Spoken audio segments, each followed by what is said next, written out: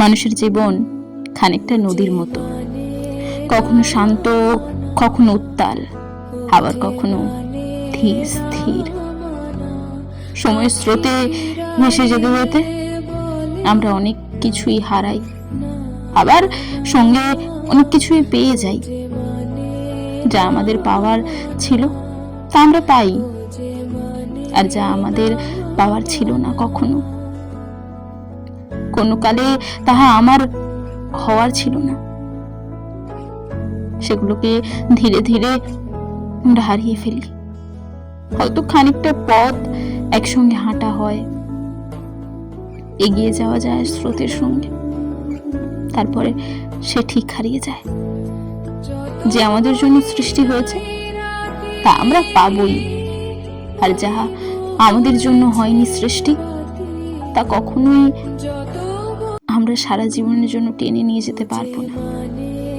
যতই কাছের হোক বা সব থেকে আপন সে হোক, কিংবা কোনো মানুষ কিংবা বস্তু বা কোনো কাজ, প্রিয় জিনিস বা প্রিয় মানুষ হারিয়ে গেলেই কি আমাদের জীবন থেমে থাকে? না, থেমে থাকে না। জীবন তার নিজস্ব গতিতেই চলে।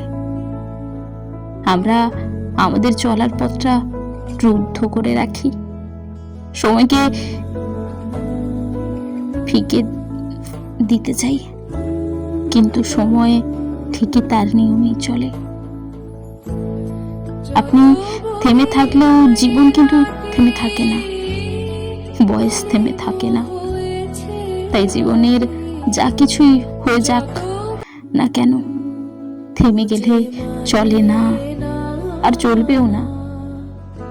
সবার জীবনই নতুন ভোর আসে, আর সেই নতুন ভোর, নতুন সূর্যোদয় আমাদের জীবনে নতুন কিছু ভালো সম্ভাবনা নিয়ে আসে।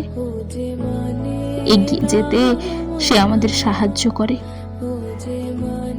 তাই বলছি, সাহস রাখুন আর নিজের প্রতি বিশ্বাস, আত্মবিশ্বাসী হন। মনে রাখবেন, জীবন আপনার কোনো কিছু অর্জন বাকি আছে, এবং জীবনও আপনাকে অনেক কিছু দেবার বাকি রেখেছে। তাই হাল ছাড়বেন না। জীবন যে নদীর মতো, সমুদ্রে গিয়ে না মিশলে আমাদের গতিপথ থেমে থাকবে না। তাই জীবনে এগিয়ে চলাই উত্তম। মৃত্যু কোনো সমস্যার সলিউশন না, শুধু হেরে যাওয়ার একটা মাধ্যম। So be strong, fight again.